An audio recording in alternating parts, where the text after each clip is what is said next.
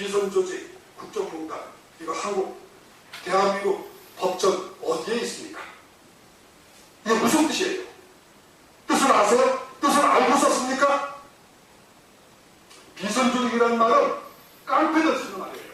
첩보조직에서 쓰는 말이에요. 또 국정농단, 권 의원님 웃지만 마시고 국정농단이라는 단어 뜻 아세요? 모르시잖아요. 저는 서강대학에서 2년간 한국 법제사를 강의한 사람입니다. 국정농단이라는 단어는 경국대전에도 없어요. 이거는 단파 싸움할 때 상대방 당을 잡을 때 쓰는 말이에요. 경국대전에 없는 죄명을 만들어서 삼족을 멸하기 위해서 만들어낸 탄핵 용어입니다. 이런 단어를 탄핵 소추장에 쓰면 어떻게 하자는 겁니까? 단파 싸움 하자는 거 아닙니까, 이거는? 그리고 도대체 말이죠. 특검을 또 설치하고 나서 뭐 조사도 안 기다리고 소추하고 이거는 필시 필연적인 이유가 있을 거라고 생각합니다. 근데 그 이유는 그 국민들한테 알려줘야 될 거 아닙니까? 난 이래서 부득이 특검 기다리지 않고 소추했다. 왜 당당하게 말을 못해요? 그리고 탄핵소추장이다 그러면 대통령에 대한 탄핵소추장 아닙니까? 그러면 대통령법은 대한민국 국민도 이해관계자입니다. 그 이해관계자들한테 적어도 소추장 내용이 뭔지는 알려줘야 되는 거 아닙니까? 지금까지 국회에서 탄핵소추장을 국민들에게 공표한 적 있어요? 지금까지 12월 9일부터 두달 석달 지난 지금 현재까지도 우리 국민들은 탄핵소추장 내용을 모르고 있습니다. 제가 하루 갔다 해서 탄핵을 탄핵한다는 책에다가 끄트머리에다가 탄핵소추장 내용을 붙였어요. 그때 우리나라 국민들이 처음으로 탄핵소추장 내용이 이렇게 황당하구나 알았다고 합니다. 그러면 국회의원들도 못 받았다는 이 탄핵소추장 어떻게 작성될 건지, 누가 어떻게 언제 작성했는지 밝혀야 될 거 아니에요. 제가 알기로는 하루 전에 작성했다는데 도대체 대한민국의 대통령을 탄핵하는 국회가 하루 전에 탄핵소추장을 쓰고 이거 무슨 나라가 이런 나라가 다 있습니까? 미국이나 브라질 같은 외국에서는요 국회가 탄핵소추할 때 1년 이상 걸립니다. 여러분 인터넷에 들어가서 지난번에 탄핵당한 브라질의 호세 대통령 여자 대통령 그 월드컵 치르다가 쫓겨난 사람 그 어떻게 탄핵소추하는데 얼마나 시간이 걸렸는지 한번 인터넷으로 한번 검색해 보세요. 그리고 도대체 이런 중요한 의원들을 갖다 이렇게 투표하려고 그러는데 야당 의원 사직 총사직서를 간부들한테 내고 투표장에 들어가요. 여러분 국회의원들이 무슨 야구자입니까? 이건 말이죠. 서약서 아닙니까? 내가 이 서약서대로 투표 안 하면 나 잘라도 좋다. 그 다음 공천하도 좋다. 이런 뜻 아닙니까? 이거 무슨 뜻입니까? 제가 이거는 뭐 권성동 의원님하고 관련이 없기 때문에 야당 대표에게 제가 질문하고자 합니다. 증인 신청을 하고자 합니다. 그리고 나머지는 제가 여기 다 써 있으니까 읽어보실 줄로 기대합니다. 끝으로 이 세월호 사건 이야기 좀 해봐야 되겠어요. 이 세월호 사건의 행적에 대해서 대통령한테 왜 물어봤는데 왜 답변 안 하냐. 이게 탄핵사유예요. 자, 세월호의 피해자를 구조해야 될 책임이 물론요 여러 법적으로야 선장한테 있고 정치적으로야 대통령한테 있겠죠. 그러나 대통령 한 사람한테 있습니까? 국회의원도 놀고 술 먹고 다녀도 괜찮은 거예요? 대통령은 머리 뚝 깎지 말고 대통령은 조신해서 무슨 하트 먹지 말고 국회의원들 술 먹고 괜찮은 거예요? 그러면 안 되는 거죠. 국정에 대한 책임은 대통령 일일한테 있지 않습니다. 국회의원에게 있는 거예요. 그러면 자 탄핵소추하는 사람들은 최소한 도덕적 의무가 있습니다. 나는 그 7시간 동안에 정말 머리 깎고 옷 입고 아주 식사도 안 했다. 구조대로 길기 위해서. 아니면 내가 그 구조대로 뛰어가서 이렇게 구조했다. 써내야 될 거 아니에요. 나는 다 했는데 대통령은 뭐 하십니까? 이렇게 물어야 우리가 볼 때 여러분 성경에도 있잖아요. 너희 중에서 죄 없는 자가 돌을 던지라고. 자기네들은 그 7시간 동안에 술을 먹었는지 무슨 짓을 했는지 우리가 어떻게 압니까? 그걸 다 입다물고 감춰놓고 대통령 한 사람한테만 더군다나 여자 대통령 보고 그동안에 어디 계셨어? 10분 단위로 보고해. 이거 말이 되겠어요? 이거 정말 세상 사람들이 알면 웃기는 거예요. 웃기는 거. 제가 참 죄송합니다. 그리고 이렇게 하도 이 사건이 좀 급하 보니까 조금 소리가 높아졌는데 되도록 침착하게 하겠습니다. 제가 죄송하지만 이 사건의 역사적인 의미 때문에 부득이 재판관님의 그래서 어떤 개인적으로 비난한다든가 이런 뜻은 전혀 없습니다. 다만 재판의 법적인 문제점에 대해서는 부득이 이것이 누구의 처분인지를 밝혀야 되기 때문에 이름을 좀 거명을 해서 그 법적인 문제점을 바꾸고자 합니다. 강인원 재판관님께서 말이죠. 한 거에 대해서 조금 제가 이의가 있어요. 여러분, 국회의원들이 원래 좀 이상한 사람들이니까 졸속한 처리를 잘 해요. 근데 그렇게 의결을 한다 하더라도 만약에 헌법재판소에서 말이죠.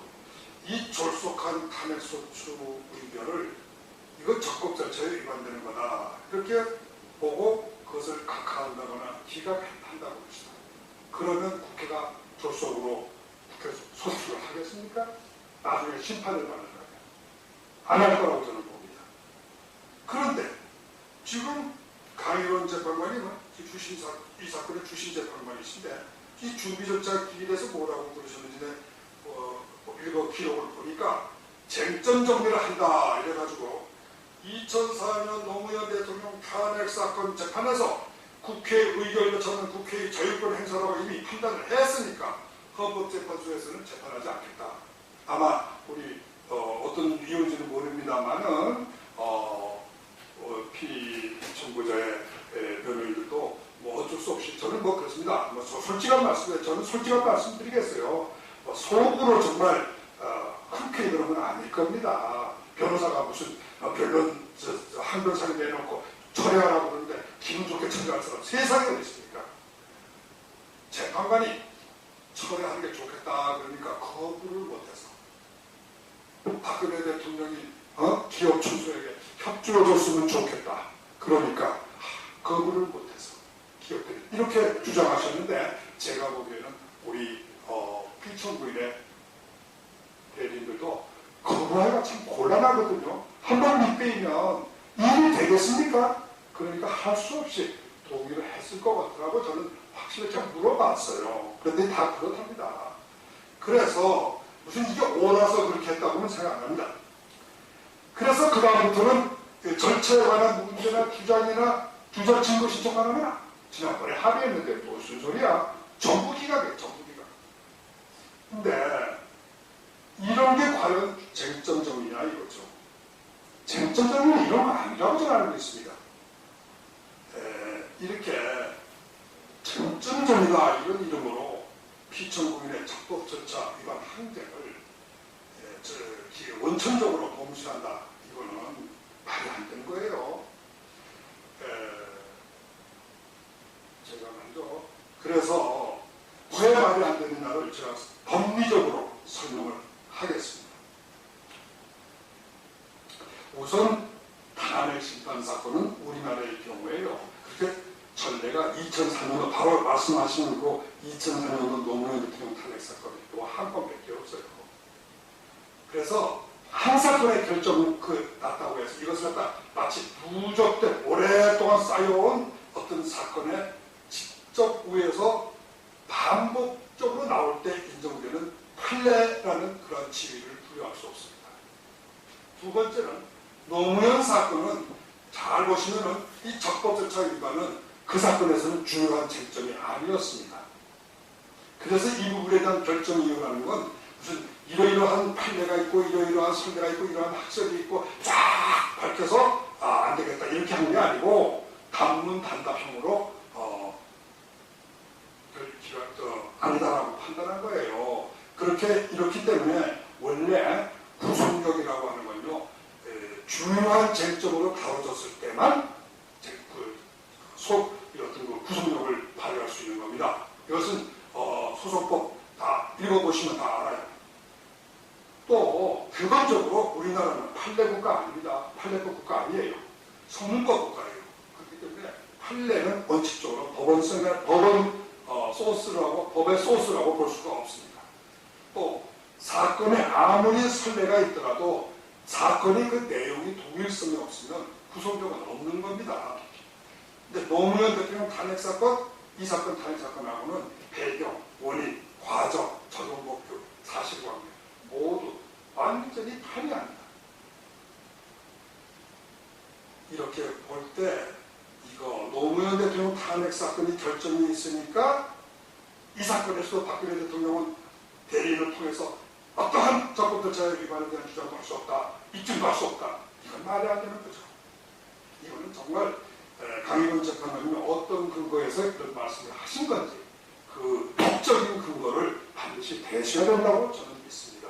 저는 반대하는 그 의견에 대해서 증인으로 전문가들, 우리나라 최고의 헌법 전문가들을 증인으로 불러서 이것이 틀린 이론이라 하는 것을 입증을 하겠습니다.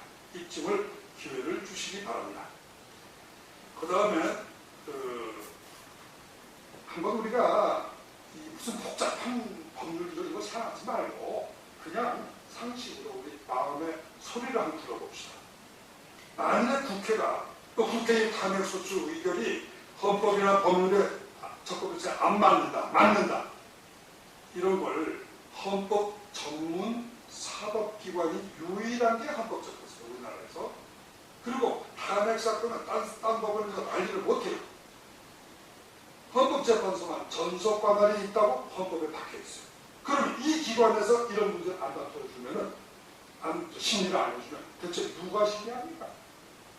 대법원에서 이거 심리해요? 관할권이 없는데? 그러면 국민이 어떻게 결정할까요? 그러면 만일에 국민이 결정하도록 맡겨보세요. 촛불 집회, 태극기 집회 전면 충돌해서 우리 서울의 아스팔트길, 우리나라의 길들 전부 피와 눈물로 다 덮어버려요.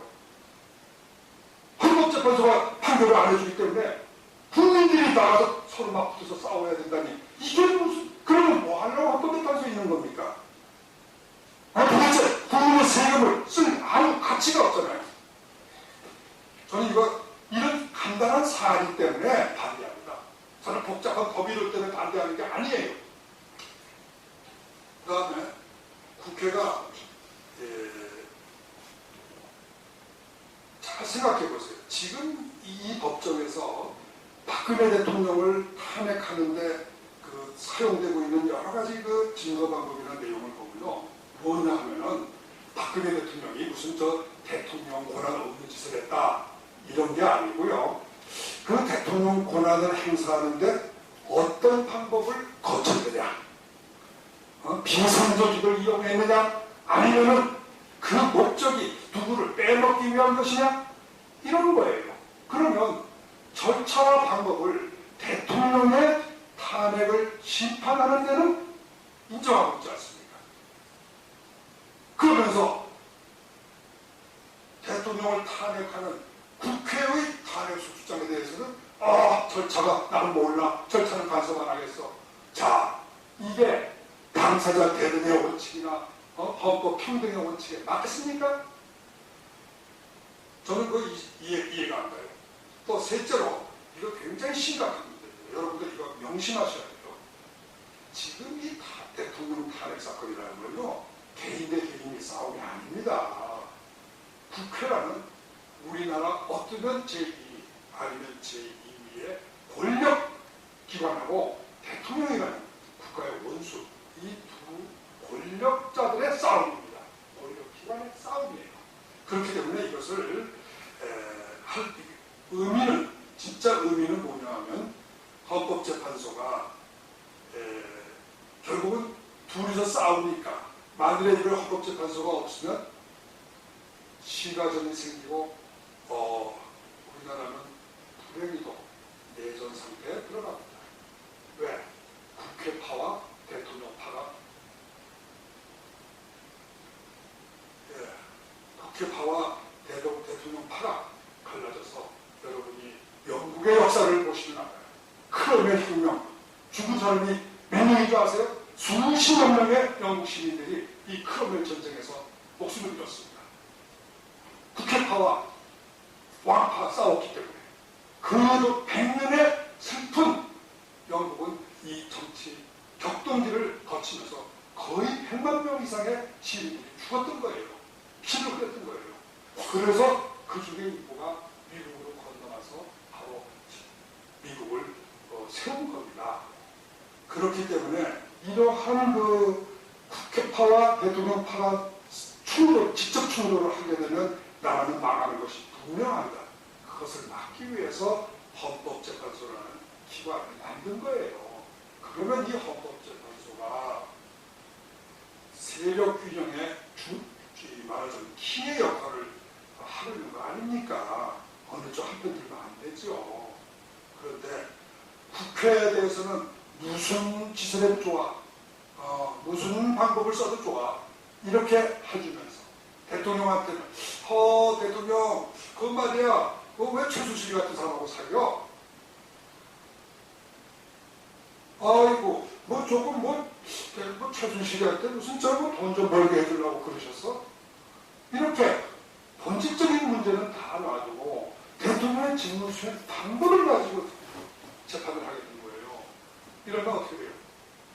헌법재판소가 공평하다고 볼 수 없죠. 분명히 국회표를 들고 있는 겁니다. 분명히 지금까지 헌법재판소의 모든 재판 진행 절차는 분명히 한쪽으로 기울어져 있어요. 국회표를 들고 있어요. 이거는 헌법재판소의 자멸의 길입니다. 헌법재판소가 이렇게 하면 헌법재판소는 앞으로 존재할 수 없게 될 겁니다. 이건 국가적인 불행이 와요. 또 잘 한번 생각해 보세요. 지금은 우리나라가요, 어떤 헌법이냐 하면 대통령 단임 임기 5년이라는 세계에서 아주 드문 제도입니다. 이거는 남미에 멕시코나 이런 나라들에서 원래 시작한 거예요. 그런데 물론 그거는 장기 독재를 막는다는 좋은 명분은 있습니다. 저는 그걸 반대하는 건 아니에요. 그런데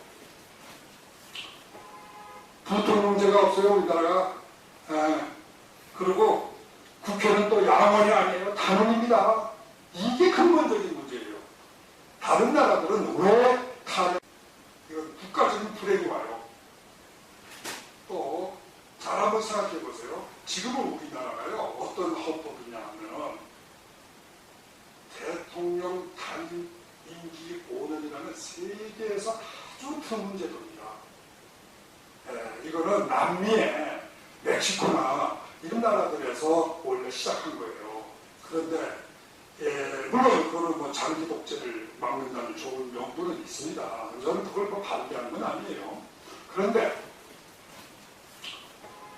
부통령제가 없어요, 우리나라가. 그리고 국회는 또 양원이 아니에요, 단원입니다. 이게 근본적인 문제예요.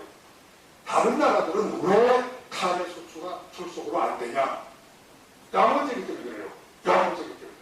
그러니까 단원제에서 설사 좀 졸속으로 이렇게 처리해도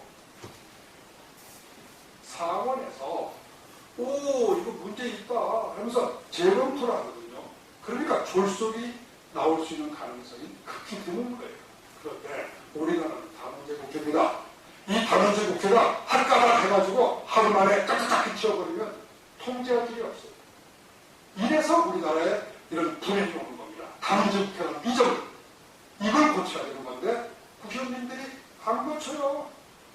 맨날 제가 헌법 개정안을 유심히 들여다봤는데 대한민국에서 지금까지 헌법 개정안 중에서 단원제를 양원제를 만들자는 헌법 개정안 본 적이 없어요.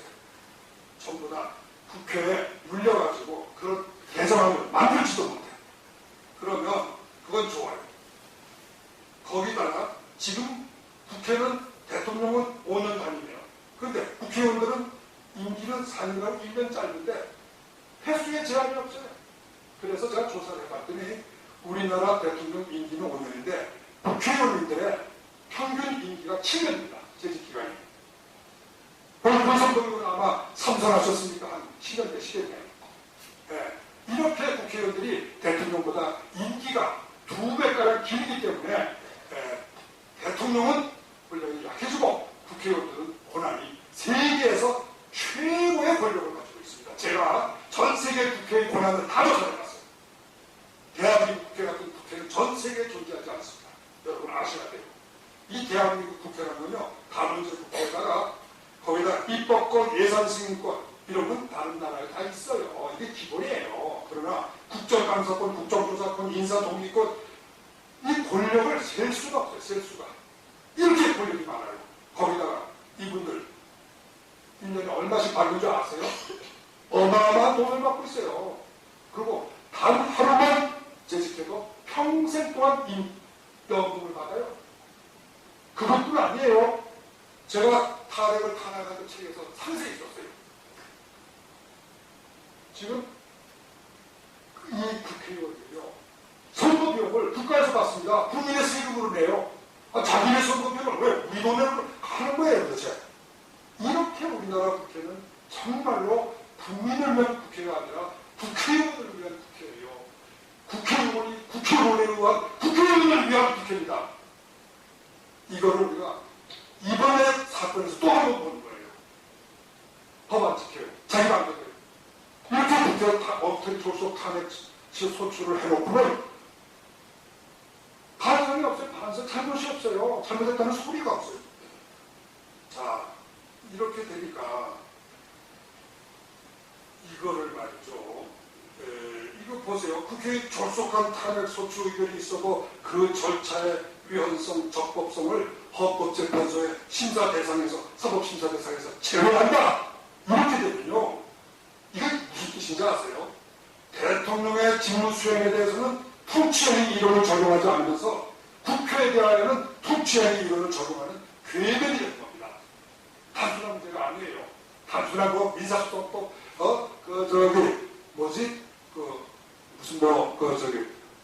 준비 절차, 종결이 필요하다에 관한 민사소송 규칙 그런 거 적용할 그런 사안이 아닙니다. 이거는 헌법적인 문제로 봐야 되는 거예요. 자, 그러면 아까도 이야기했지만 또 한 가지 중요한 점이 있어요. 대통령은 국가 원수입니다. 그리고 1인의 단독 관청이에요. 부통령은 1인의 단독 관청이에요. 반면에 국회는 300명의 집단 의체입니다. 우리가 절차의 적법성을 주로 따지는 건 원래 1인 대통령한테는 절차의 적법성을 따지는 거 아닙니다. 전 세계 어느 나라가 1인 대통령에 대해서 당신이 오늘 어디에 가 있었습니까? 비서하고 무슨 말을 주고받았습니까? 인사 청탁을 받고 임명한 겁니까? 이런 식의 직무수행 방법을 묻는 거 아닙니다. 그 말은 국가 원수로서의 절대적인 어폐는 있지만 그래도 99%의 재량권은 인정해 주는 겁니다. 1인 관청이기 때문에. 소속 회사법에서도요, 주주가 1인일 때는요, 회사법에서 절차규정 적용 안 해요. 이 절차규정이라고 하는 건 두 사람 이상이 모이는 회의체에 적용되는 겁니다. 그런데 300명의 국회의원 회의체에 대해서는 절차규정 적용 안 하겠다고 그러고 자유권이니까 1인의 단독 대통령에게는 언제 비서한테 몇 시에 뭐라고 지시했습니까? 그 지시한 목적은 뭐고 방법은 뭡니까? 이렇게 따지면 대통령 할 수 있어요? 어느 사람도 대통령 못합니다. 이런 거는 제가 오늘 여기서 말하는 거는 저 혼자만의 의견은 절대 아닙니다. 이거는요, 사람들의 공통된 의견이에요. 제발 법원에서는 법과 개인의 독단적인 어떤 지식이나 법률 지식 가지고 재판하시면 안 됩니다. 무슨 적법성이 거기서 정당성이 거기서 나오겠습니까? 혼자 재판하는데. 이런 건 반드시 의견을 들어서 우리나라의 많은 헌법대가들을 모시고 그분들의 의견을 양쪽에 다 진짜 들어야 돼요. 강인원 재판관님 이론이 맞는지 안 맞는지 증거되셔야 될 거 아니에요. 아니 재판관은 아무 증거 없이도 내가 법이고 우리 국민들을 주장할 때마다 증거를 대야 되고 그런 거 아니에요. 소송법 보세요. 입증이 필요한 사항은 공지사실에 국한되어 있습니다. 법관의 개인적인 지식은 어떠한 경우에도 그것은 입증을 요구하는 사항입니다. 입증 없이 판결을 쓸 수 있는 그런 게 아니에요. 아마 강인원 재판관님은 미국에서도 공부하셨으니까 이 정도의 기본적인 법률 지식을 가지고 계실 거로 봅니다. 역시 그 다음에 나머지는 조금 제가 시간을 고려를 해서 조금 짧게 했어요. 이게 지금 문제가요. 이게 당연히 소추장이 바뀌었습니다. 제가 이리 와서 쭉 보니까 12월 9일에 원래 국회에서 의결한 이 탄핵소추장은 헌법 위반 사항이 5개고요. 법률 위반 사항이 8개입니다. 그래서 13개 항으로 구성이 되어 있었는데 그러니까 우리는 당연히 그렇게 알고 준비를 하는 거죠. 그런데 이 사건 주시는 강인원 재판관님께서는 2017년 1월 준비절차기일에서 국회에 탄핵소추장 내용이 산만하대요. 그리고 형사적인 이게 공소장하고 비슷하다. 안 되겠다. 헌법재판 못하니까 이렇게 고쳐라. 쟁점은 1. 비선 조직에 의한 국정농단에 따른 국민 주권주의와 법치주의 위반. 2. 대통령의 권한남용. 3. 언론자의 침해. 4. 생명권 침해. 이렇게 세워놓았습니다. 4가지 헌법 위반으로 정리하여 와라. 이렇게 정부 측 권성동 의원한테 요구를 하신 건지 권유를 하신 건지 코치를 하신 건지 전 모르겠습니다. 어쨌든 간에 이 말씀에 따라서 권성동 의원께서는 2월 1일날 이 말씀하신 그대로 고쳤어요. 그 바람에 이름은 준비선언인데 내용은 40여 쪽짜리 탄핵소추장에 월 탄핵소추장에 2배 가까운 70장의 탄핵소추장을 준비서면이다 이렇게 이름을 붙여서 헌법재판소에 제출을 했고 그 이래 헌법재판소는 이 이름이 준비서면인 새로운 탄핵소추장을 가지고 탄핵심판을 지금까지 진행해온 겁니다. 여러분 이름 바꿨다고 뭐 바꿉니까? 내용이 문제지. 내용을 보면은 종전에 13개 탄핵사유와 그 소추장에 적힌 사실관계를 4개의 헌법 위반으로 법률 구성을 바꿨습니다. 사실관계도 이 새로운 법률 구성에 맞춰서 전부 재작성됐어요. 또 이 바람에 새로 작성하는 이 기회에다가 이 기회를 틈타서 특검이 조사한 조사 결과들 소위 무슨 블랙리스트 작성이 이런 새로 조사한 것들 요즘에 아마 삼성 이재용 총수 부분도 아마 추가될 거거든요. 이런 걸 가지고 새로 탄핵소추장 내용을 바꾼 겁니다. 정말 이제 법관은 공평하고 중립이어야 합니다. 법관은 경기의 선수가 아닙니다. 심판입니다. 청구인 측의 법률 구성이 잘못되고 사실관계가 좀 잘 되었으면 청구를 각하거나 기각하면 끝나는 거예요. 이 내용이 좀 말뜻이 뭔지 모르겠다. 이거 좀 밝혀라. 이거는 좋지만 말뜻을 자기가 모르면은 다른 사람도 다 모르나요? 그거는 제일 먼저 다퉈야 될 사람이 청구인 측의 변호사입니다. 이 사람들은 바보입니까? 제가 그동안 조사해 봤더니 여기 앉아 계신 황정근 변호사님 이런 분들은 전부 다 우리나라 최고의 엘리트 변호사들이에요. 아니 지금 엘리트 변호사들이 다 있고 권성동 국회의원장이 다 앉아 계시고 국회의원이 힘이 넘치는데 약한 사람 누굽니까? 여자 하나네, 여자 하나. 그 여자 하나를 편을 드는 게 아니라, 약자를 편드는 게 아니라, 이 강하고 이 똑똑한 변호사들이 혹시나 잘못했을까봐 거기다 힘을 보태주는 겁니다. 제가 볼 때 법관은 약자를 생각하는 것이 정도라고 생각합니다. 강자를 편드는 것은 법관이 해서는 안 되는 길이라고 저는 믿습니다.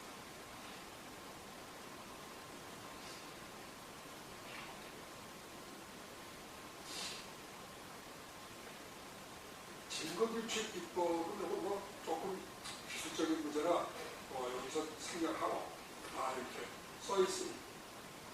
또 법 해석에서 부분도 제가 기술적인 문제이기 때문에 조금 넘어가겠습니다.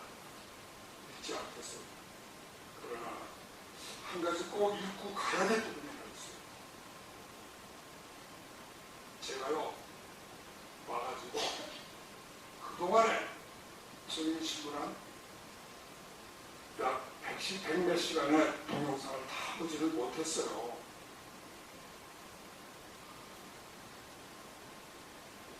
그러나 오늘 증인신하고 지난번 기회에 증인신문은 유심히 봤습니다. 그리고 동영상 내용의 일부를 전부 녹취록을 떠서 지금 그 녹취록 읽고 있습니다. 제가 굉장히 이상한 현상을 발견했어요. 이 강일원 재판관님이 굉장히 증인신문에 적극적으로 관여를 하시더라고요. 열심히 일하시니까 그럴까 보다. 그런데 분석을 해봤더니 피청구인 측 증인에 대해서 주로 물으시더라고요. 청구인 측 증인에 대해서는 별로 질문을 안 하셨어요. 그 다음에 피청구인 측 증인에 대해서 물어보시는데 일단은 시작이 비난이에요. 비난. 앞뒤 말이 맞지 않아요. 이게 시작이에요. 제가 혹시 잘못 대한민국 법을 제가 어두워서 그런지 몰라도 사실 우리나라는 당사주의라는 면이 있습니다. 아무리 헌법재판이라도 일단 사실을 주장하고 입증하는 건 당사자의 책임이에요. 그 입증의 증인의 내용이 좀 부족하다고 해서 자기 개인적인 지식과 견해를 가지고 가질 수 있는 건 아니지 않나 저는 생각합니다. 아까도 이야기했지만 정부 측 대리인은 우리나라 최고의 명 변호사님들입니다. 이분들이 발견을 못한 거를 재판관님이 발견해서 꼬집어줘요? 그거 뭐 조금 과하신 거 아닙니까? 그럴 필요가 있을까요? 아니 이분들이 어련히 알아서 다 질문하고 끝낸 걸 그게 뭐가 부족하다고 또 한수 더 떠서 그러시면은 그거는 오해에 따라서는 청구인의 수석 대리인이 되는 거예요. 그렇게 하면 법관이 아니에요. 이거는 이 점에 대해서는 제가 단순히 말로만 하면은 재판관님한테 혼날 테니까 제가 변호사님 분명히 이제 말씀이 조금 지나치신 것 같습니다. 잠깐만요. 조금 언행을 조심해 주시기 바랍니다. 제가